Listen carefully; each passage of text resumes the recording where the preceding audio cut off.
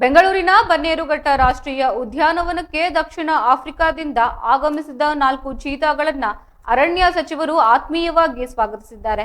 ಮಧ್ಯರಾತ್ರಿ ಬೆಂಗಳೂರಿನ ಕೆಂಪೇಗೌಡ ಅಂತಾರಾಷ್ಟ್ರೀಯ ವಿಮಾನ ನಿಲ್ದಾಣಕ್ಕೆ ಆಗಮಿಸಿದ ಚೀತಾಗಳನ್ನ ಅಲ್ಲಿಂದ ಬಿಗಿ ಭದ್ರತೆಯಲ್ಲಿ ಬನ್ನೇರುಘಟ್ಟಕ್ಕೆ ಕರೆತರಲಾಗಿದ್ದು, ಈ ಸಂದರ್ಭದಲ್ಲಿ ಮಾತನಾಡಿದ ಅರಣ್ಯ ಸಚಿವರು, ಚೀತಾಗಳ ಆಗಮನವು ನಮ್ಮ ಅರಣ್ಯ ಸಂಪತ್ತಿಗೆ ಹೊಸ ಆಯಾಮ ನೀಡಲಿದೆ. ಇವುಗಳ ಆರೋಗ್ಯ ಮತ್ತು ಸುರಕ್ಷತೆಗೆ ಹೆಚ್ಚಿನ ಒತ್ತು ನೀಡಲಾಗುವುದು ಎಂದು ಸ್ಪಷ್ಟಪಡಿಸಿದ್ದಾರೆ. ಚೀತಾಗಳನ್ನ ವಿಶೇಷ ಕಾಳಜಿಯೊಂದಿಗೆ ನೋಡಿಕೊಳ್ಳಲಾಗ್ತಾ ಇದೆ.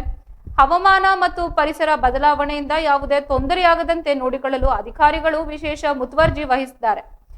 ಚೀತಾಗಳಿಗೆ ಪ್ರತ್ಯೇಕ ಆವರಣವನ್ನ ಸಿದ್ಧಪಡಿಸಲಾಗಿದ್ದು, ಅಲ್ಲಿ ಅವುಗಳ ಆರೋಗ್ಯ ತಪಾಸಣೆ, ಆಹಾರ ಮತ್ತು ವಸತಿ ವ್ಯವಸ್ಥೆ ಮಾಡಲಾಗಿದೆ. ಈ ಕುರಿತು ಮಾತನಾಡಿದ ವನ್ಯಜೀವಿ ತಜ್ಞರು, ಚೀತಾಗಳನ್ನ ಕ್ವಾರಂಟೈನ್ ನಲ್ಲಿ ಇರಿಸಲಾಗಿದ್ದು, ಅವುಗಳು ಆರೋಗ್ಯದ ಮೇಲೆ ನಿಗಾ ಇರಿಸಲಾಗಿದೆ. 30 ದಿನಗಳವರೆಗೆ ಅವುಗಳಿಗೆ ಬೇಕಾದ ಆಹಾರವನ್ನ ಒದಗಿಸಲಾಗಿದ್ದು, ಚೀತಾ ನೋಡಿಕೊಳ್ಳಲು ವೈದ್ಯಕೀಯ ತಂಡವನ್ನ ನಿಯೋಜಿಸಲಾಗಿದೆ. ಪಶುವೈದ್ಯಾಧಿಕಾರಿಗಳಿಗೆ ಚೀತಾಗಳ ಆರೋಗ್ಯದ ಬಗ್ಗೆ ನಿರಂತರವಾಗಿ ಗಮನ ಹರಿಸಲು ಮತ್ತು ಸುರಕ್ಷತಾ ಕ್ರಮಗಳನ್ನ ಕಟ್ಟುನಿಟ್ಟಾಗಿ ಪಾಲಿಸುವಂತೆ ನಿರ್ದೇಶನ ನೀಡಲಾಗಿದೆ.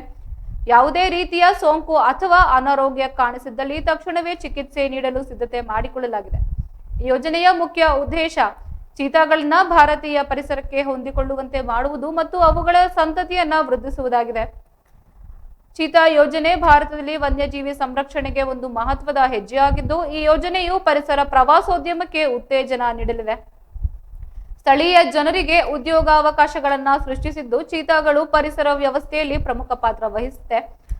ಅವು ಹುಲ್ಲುಗಾವಲುಗಳನ್ನ ಮತ್ತು ಇತರ ವಾಸಸ್ಥಾನಗಳನ್ನ ನಿರ್ವಹಿಸಲು ಸಹಾಯ ಮಾಡುತ್ತದೆ. ಇದು ಜೀವ ವೈದ್ಯತೆಯನ್ನ ಹೆಚ್ಚಿಸಲು ಸಹಕಾರಿಯಾಗುತ್ತದೆ ಎಂದು ಈ ಮೂಲಕ ತಿಳಿಸಿದ್ದಾರೆ.